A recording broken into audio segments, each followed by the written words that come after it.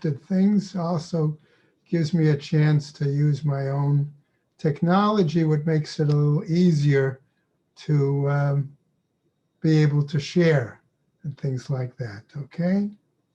All right, so I'm starting with our bracha. Baruch atah Adonai Eloheinu melech haolam, asher kidshanu b'mitzvotav v'tzivanu la'asok b'divrei Torah. Amen. Okay? All right.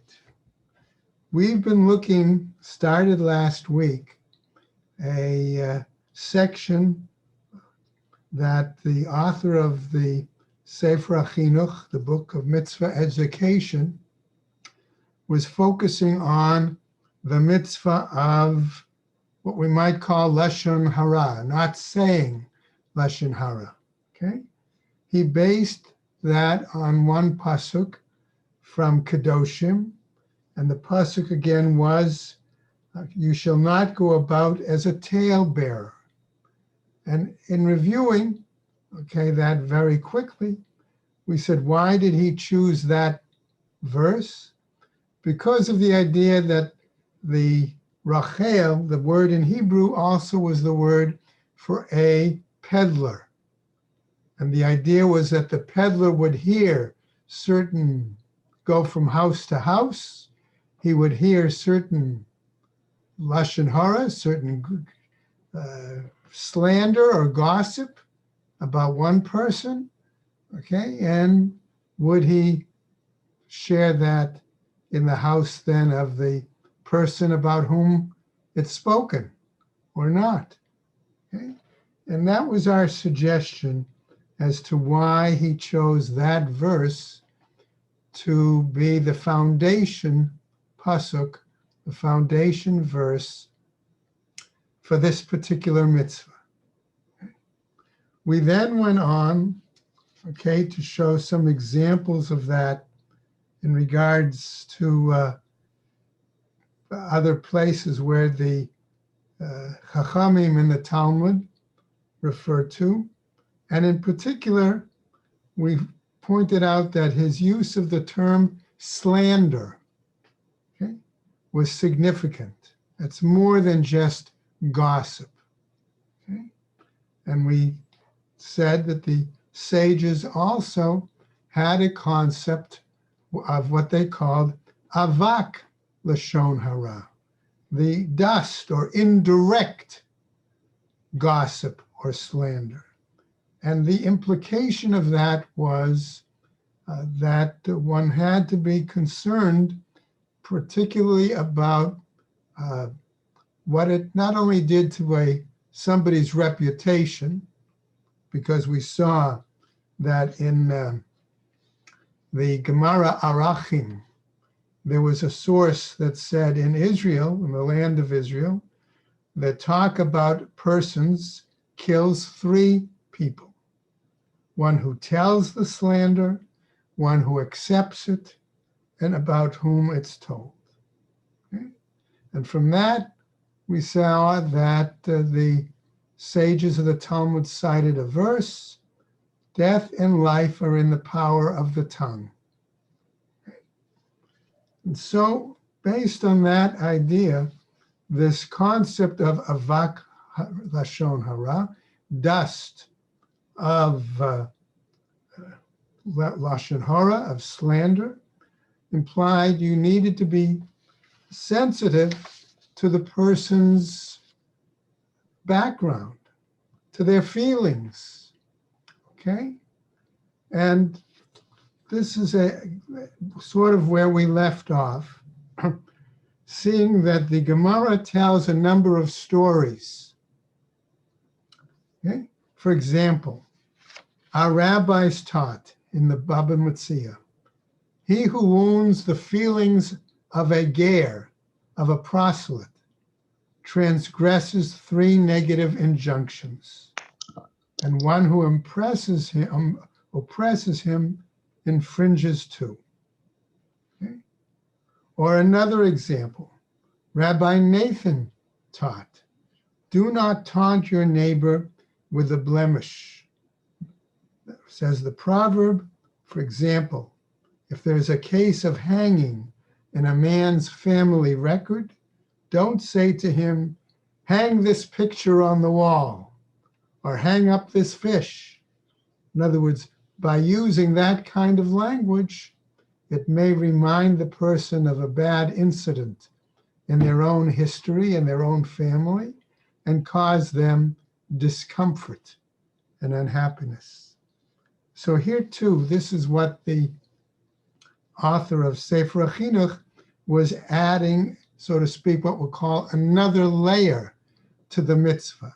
Not only are we not supposed to clearly say Lashon Hara, but also implying that even hinting at something that can make a person uncomfortable in terms of their own family history could be a problem. Now, as we went through the text, we thought it's possible that the Sefer HaChinuch author could have stopped right there, right? Ended his discussion of the topic, having spoken about slander, having cited, for example, that the reason is that Hashem desires good for all human beings, and therefore a society that is ideally cooperative, peaceful, okay, and that Lashon Hara is going to create contention and quarrel and things like that. But what is important is are going to continue, and I'm going to share the text in just a moment, okay, is to see that he goes into another almost brand new topic. And why did he choose that topic and what its implications? So if we go now, let's see if I can get that, right? Oops, sorry.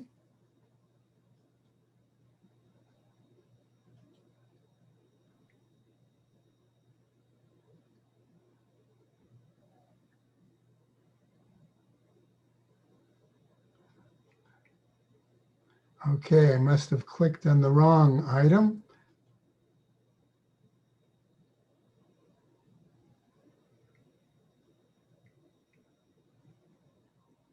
Okay, all right.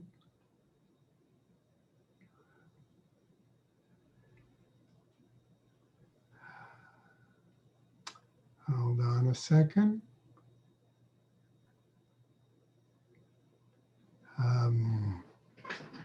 Okay, there's a bit of a problem. Let's see.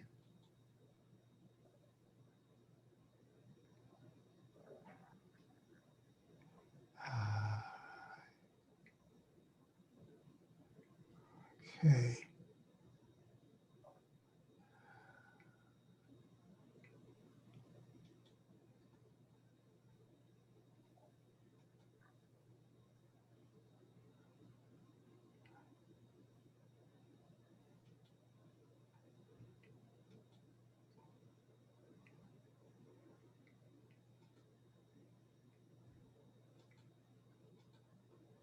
Oh, what happened there?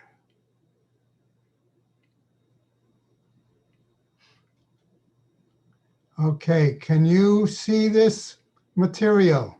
I can't see you. No, no image. No image. Okay. All right, so let's go back here. And okay, I think that I just have to touch base with the office for a second. Okay.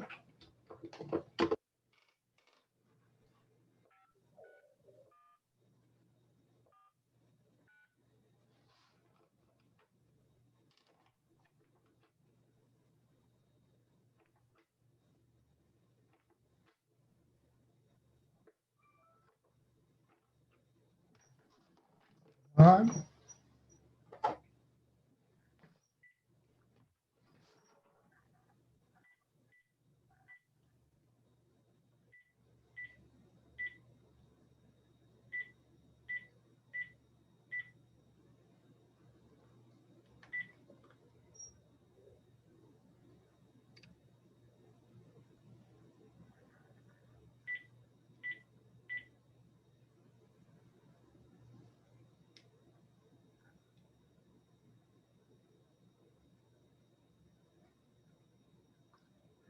You cut off host disabled participant screen sharing.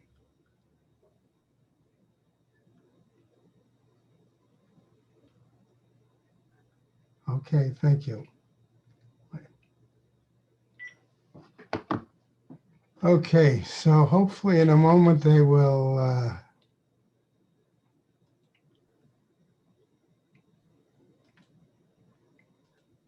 let's see if we can. No, in a moment we're going to, so I'm going to talk and then I'm going to put the material on the screen, giving Andrea a chance to readjust it. Okay, so the author then decides to go into a new topic.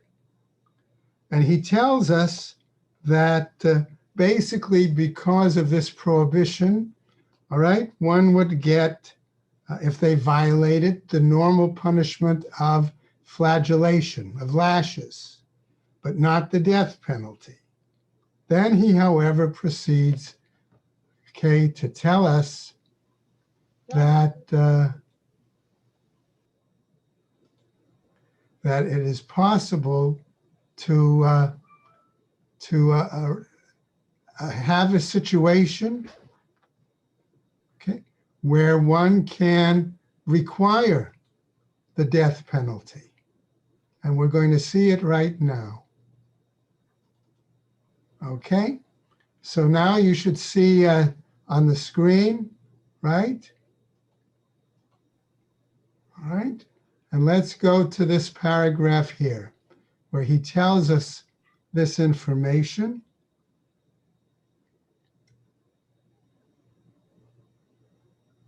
Okay, and right down here, okay, he continues to indicate us that there is a kind of situation where someone who informs, notice I'm using a little different word than slander, but who informs about something in regards to their neighbor is to be punished. Okay, and here's what he tells us. Okay.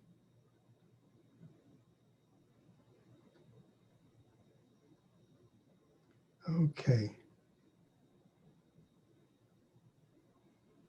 He tells us it involves no physical action, okay? But the sages permitted carrying out this law, in other words, the death penalty, even outside the land of Israel. Why? It is known as the law of an informer. Okay? The Hebrew word is moser. Now, what does he mean by an informer? Initially, he cites examples from the Talmud. Okay? And we see, okay, for example, that one case, okay, would be the situation, okay, where it says in the Talmud the following. There was a certain man who showed a silk ornament of Rabbi Abba to ruffians, to Gentile robbers. And the man was brought up in charges. Okay? They were inclined to declare him liable. Okay? In other words, he would have to pay for the stolen silk ornaments. Another story. A certain man had a silver cup which had been deposited with him. And being attacked by thieves, he handed the cup over to them. He was brought before one of the sages as the judge, and the sage said to him, "Didn't the man just rescue himself?" We have to consider the circumstances. If he was a wealthy man, the thieves came upon him probably with the intention of stealing his own possessions. But if not, they came for the silver cup. Okay. A third example. a certain man had a purse of money, okay? And that was communal money for the redemption of captives. Okay? What happened? Thieves attacked him, says the Talmud, and they handed over the money to them. Again, he was brought to trial, right? And the argument wasn't he rescuing himself from the thieves? Okay? And again, the answer was, in a sense, he could have been captured by the thieves themselves, so he still fulfilled the purpose of that money. Okay? So the stories in the Talmud primarily tell us examples of when an individual informs, particularly to Gentile, to non-Jewish authorities, or to robbers, or things of that nature, about property that belongs to Jews. Okay? And that's what he is pointing out here. Okay? However, our question is, why did he choose to discuss this particular topic, this issue? Okay? And the answer I'm going to give to you based on a true story, okay, that was shared with me by my son, okay, who happens to be a federal parole officer, who was once checking up on a parolee and was told that the man worked in a certain store on the Lower East Side of New York. And so my son went to visit the store and went into the store, and there were two gentlemen, Orthodox observant, of course, in this store. And my son started talking to the older gentleman, assuming he was the owner of the store, about the individual that he was reviewing as the parolee. The younger man then called the older man back behind the counter, away from the counter to a back room. And my son could hear the younger man, who it turned out was the son of the older man, reprimanding his father because he shouldn't have been talking to authorities, and in that way he would be acting as a moser, as an informer. They then came back out and told my son they could not give him any further information. Well, my son, of course, understood the conversation, and as he left the store, he turned to the younger man and reminded him, Kabed et avicha va'et imecha, okay? That you should honor your father and mother and not challenge them, not in this case. So the concept of moser, of being an informer to authorities, okay, particularly if it was going to be to the detriment of the Jewish community, was what he was dealing with. And I'm going to suggest that that story in modern times goes all the way back to the Middle Ages. And in fact, I'm going to suggest why that's the case, because as we go on, we see the following, okay? Here he talked about revealing property, okay? That he would have to pay for the property. But then, as he continues in the next section of the text, okay? That's after he discusses making compensation, okay? He then goes into an example, okay? Again, of dealing with goods to robbers, okay? Or, okay, showed it to robbers, again, under compulsion. Is that different?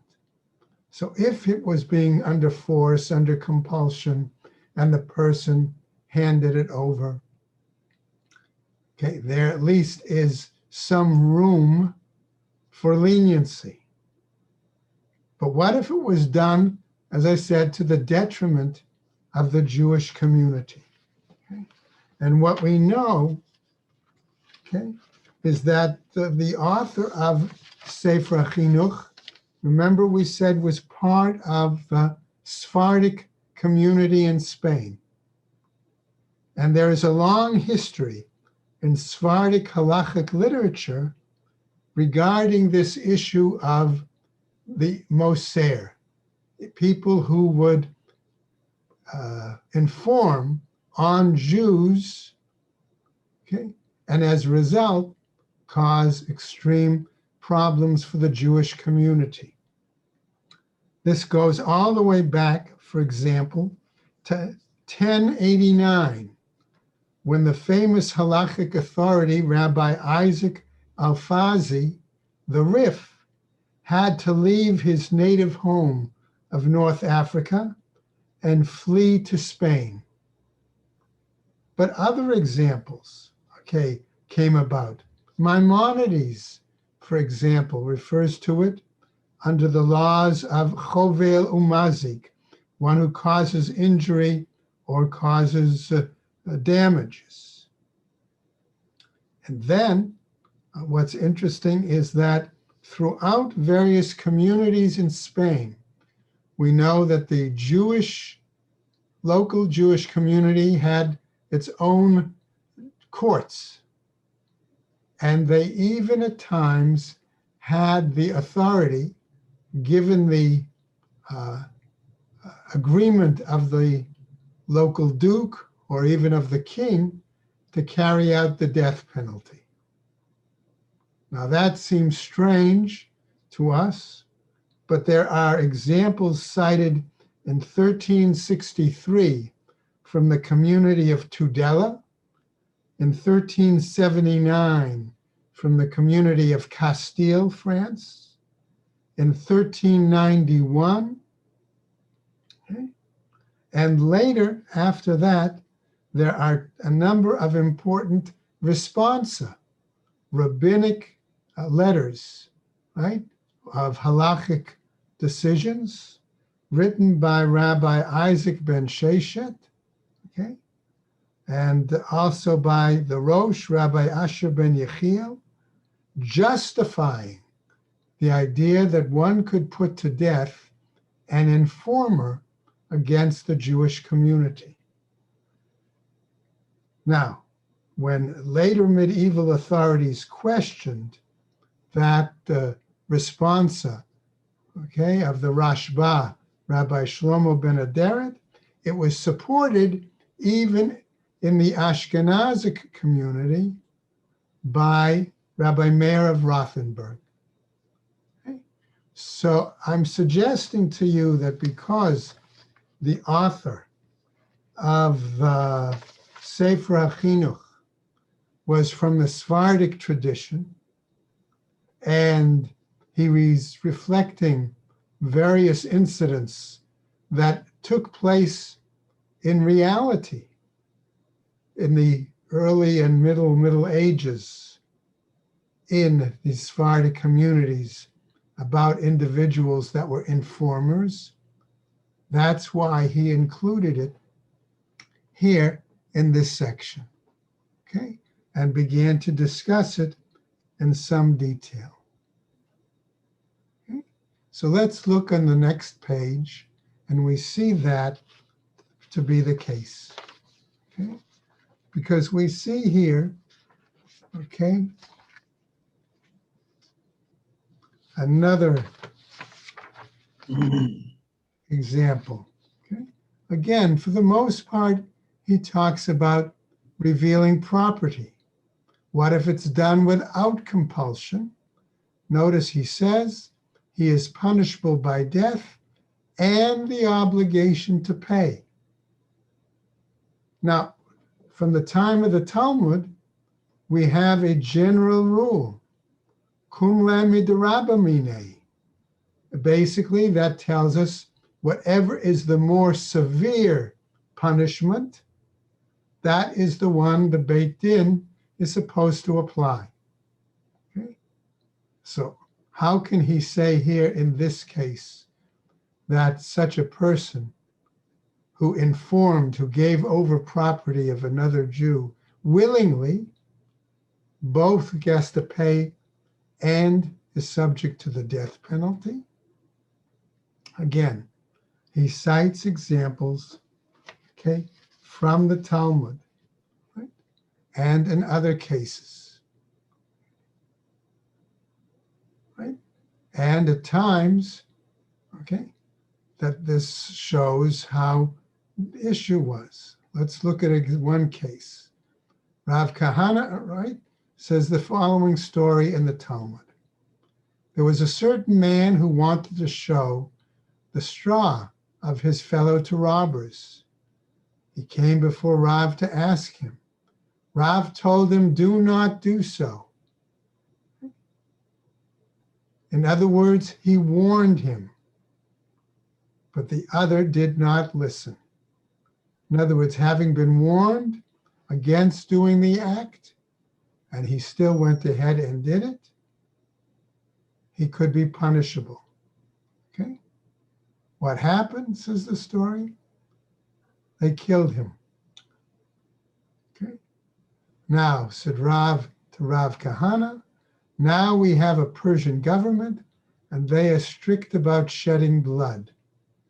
In other words, in those parts of Babylonia that were controlled by the Persians, they did not allow Jewish self-rule, Jewish courts to carry out the death penalty. However, the idea is still, okay, that concept of preventing a moser from harming individuals or the Jewish community as a whole could be carried out. And so that's why our author here then went ahead and tells us if someone has a firm reputation as an informer, apparently it is as though he has received a standing warning and it is permitted to kill him at any time. So that's a very strong statement. And you can see, in a sense, given his background in the Sephardic community, why he would take that position. Okay? Now, let's go a little bit further down in the Sefer HaChinuch, and he tells us clearly, so he requires that a warning be given one who is not firmly reputed to be an informer, and that he accept the warning. If he's warned, therefore, and he goes against the warning, he can be punished. But as for a person held to be an informer, it appears that he does not require a warning. In other words, if that person has that reputation, okay, then the result is that they are to be punished. Okay? So that, in a sense, he then goes back and cites the Rambam, okay, who agrees with that example, however, with a certain caveat, right? The Rambam adds, and this is what the author of Sefer HaChinuch does, is he then holds back, in a sense. He steps back, let's say, from indicating that this is the final law by pointing out the following. In any case, though it is forbidden to destroy an informer's possessions on account of the principle that a wicked man may prepare it and the righteous will wear it. In other words, it could be that from a wicked person eventually might come a righteous individual, and therefore perhaps while you would put to death the individual who's the informer, you don't destroy his property. Okay? Again, it's a rather unique situation where he went into more detail than simply the basic verse, but we can try to understand that within the community in which he lived and the history of that community, he felt it was necessary to discuss this topic and include it under the rubric, under the title of being of a situation of slander and gossip. Okay? So we sort of have completed that particular item, right? And we're going to go on in the time we have left today to a new topic, one that's a little less complicated, but still, I think, something we can all identify with. So I'm going to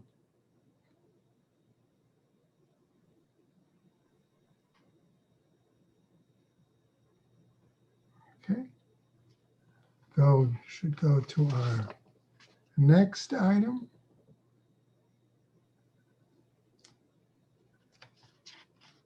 Okay. Let's see if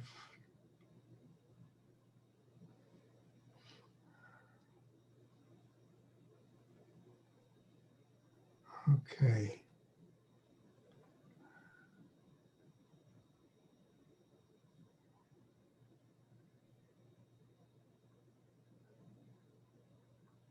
All right.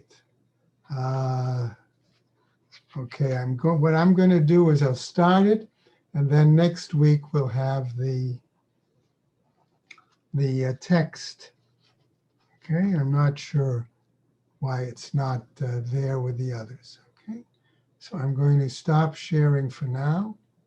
Okay, and we'll come back live, so to speak.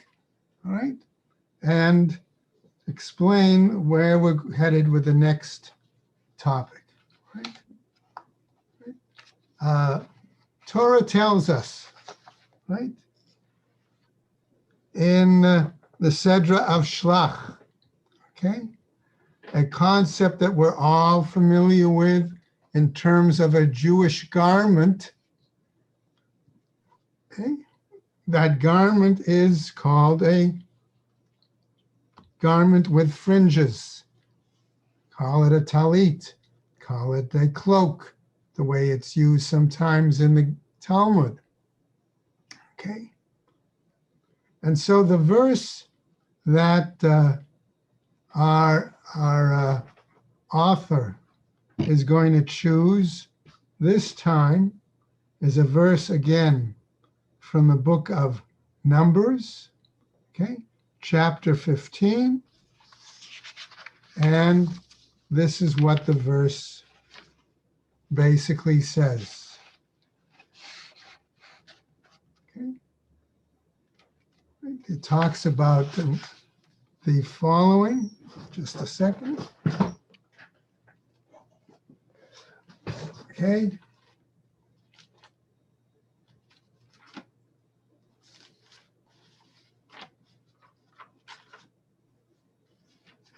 Go. Verse says as follows. And the Lord spoke unto Moses, saying, Speak unto the children of Israel, and bid them that they make them throughout their generations fringes on the corners of their garments, and that they put with the fringe of each corner a thread of blue.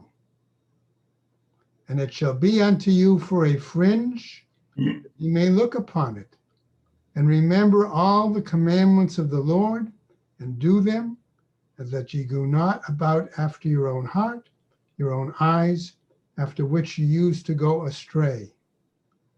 Okay. So that's basically the foundation. Those were two verses there. But the idea of putting tzitzit, okay, on the garment. Okay. Now, what's interesting for us is that that's not the only place, again, that we've seen that he could have chosen a verse as his foundation for this mitzvah. Okay? Because later on in the Torah as well, okay, in another example, we have the following verse that says, in this case, thou shalt make thee twisted cords upon the four corners of thy covering wherewith thou coverest thyself.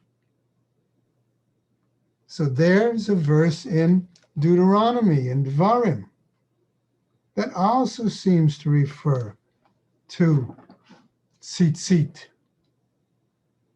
So naturally, our first question is, why did he choose the verse from Numbers?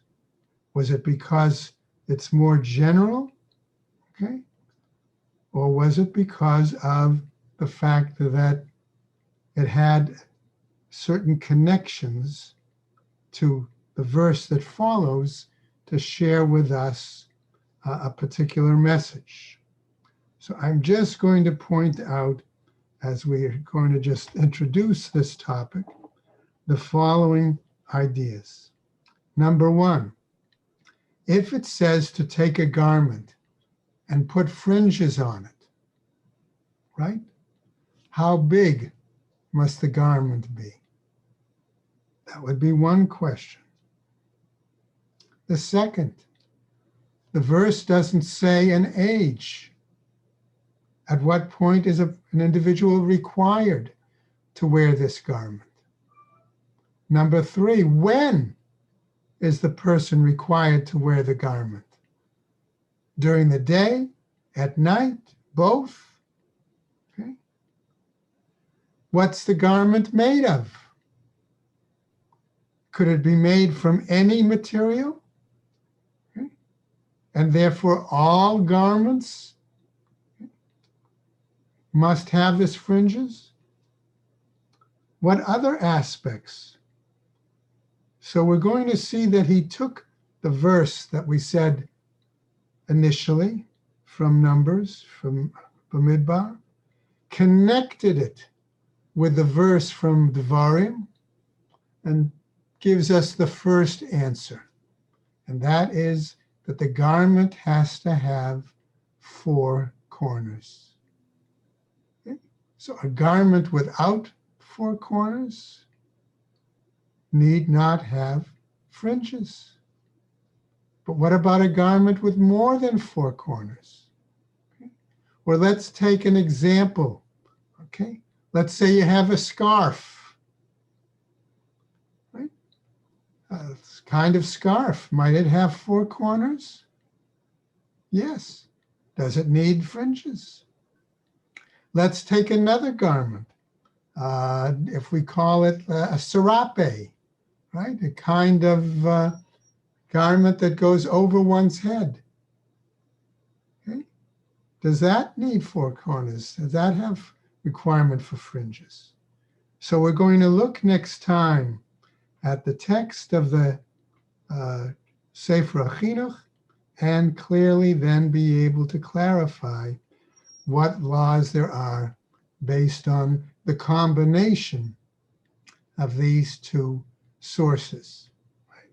So we're going to stop there and thank everyone for joining today, and tell everybody stay well and take care.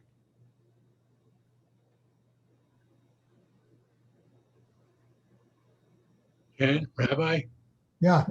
David here. Uh-huh. When you were talking about telling on somebody, turning somebody in, that really doesn't bother me because it doesn't affect me.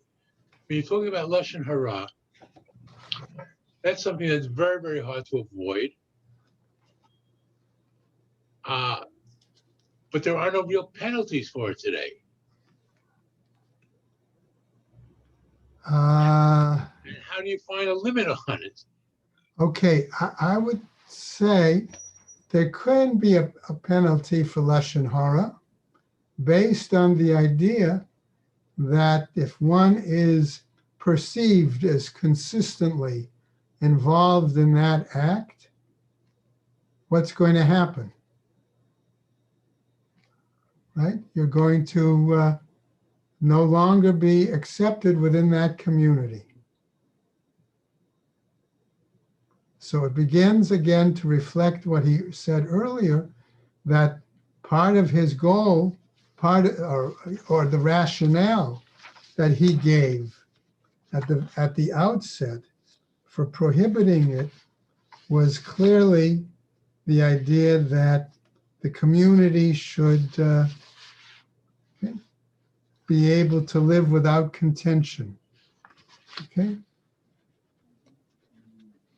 The root, remember he said that the eternal Lord desires good for human beings. He commanded us about this, so there should be peace among us, for evil gossip is a cause of contention and quarrel. Okay? So that basic rationale, if you will, that he gives is the foundation, he argues, as to why there is this prohibition. And you're right that today we don't really have any actual punishment against it, unless we say that it means that somebody who is known to do so on a regular basis becomes a persona non grata in the community. What about if someone speaks in his own community about someone in another community without any identification of that person? I consider it still Lashon Hara, or possibly teaching a lesson about what somebody shouldn't do, or what somebody does that's improper. I think it still could be a problem, David. You know, who's to say that it won't get back, right, to that other community? You never know. The Jewish world is small when you really think about it, right? And who's to say that gossip doesn't spread, unfortunately. Okay. Thank you. Enjoy the class. Okay, everybody, take care. And Rabbi